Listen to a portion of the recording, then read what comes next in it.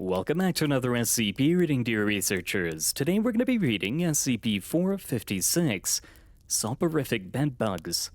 Now without further ado, item number SCP-456, Object Class, Safe, Special Containment Procedures. The SCP-456 colony is to be kept in a sealed containment room.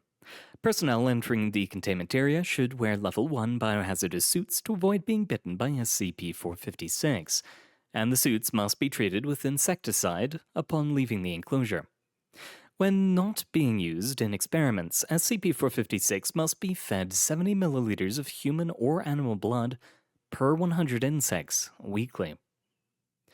Description: SCP-456 is a variety of the common bedbug, Simix lectularius.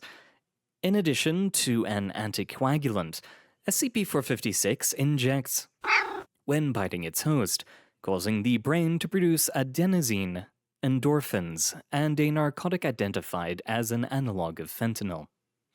As a result, victims of SCP-456 infestations experience increasing euphoria and somnolence as the number of insects increases, eventually sleeping 24 hours a day. SCP-456 was identified after a number of individuals were found dead in their homes, suffering from varying degrees of malnutrition, blood loss, and narcotics toxicity. SCP-456 continues to be a problem in the wild. To reduce the number of infestations, the CDC has issued a false report that bedbugs carry malaria and must be exterminated when found.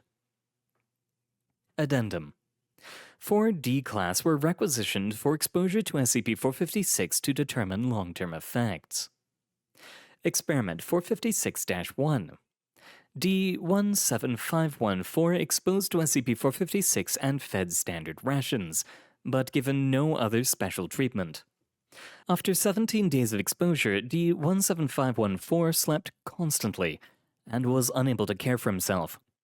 Subject expired from malnutrition days later. Experiment 456-2. D-17515 exposed to SCP-456 and fed intravenously when unable to care for herself.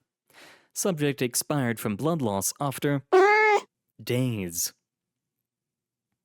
Experiment 456-3. D-17516 exposed to SCP-456, fed intravenously and given periodic blood transfusions as needed.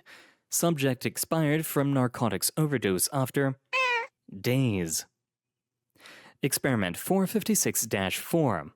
D-17517 exposed to SCP-456, fed intravenously and given periodic blood transfusions, in addition to small doses of a narcotic antagonist.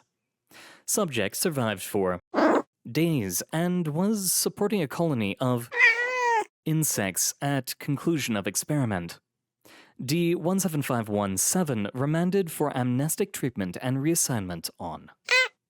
Addendum: Mobile Task Force Iota-10, Damn Feds, is investigating a report that a drug cartel located in Mexico is kidnapping members of the public, breeding SCP-456, and extracting the narcotics produced by the victims under the cover of DEA operatives. Anyone found to be using SCP-456 in this manner is to be terminated. And that's the end of our reading for today, dear researchers. My apologies for being late. My mic software decided to have errors, and I spent a lot of time not fixing it and instead applying for positions in places. My apologies. Good luck out there. Hope to see you all next time, and it is an honor reading for you.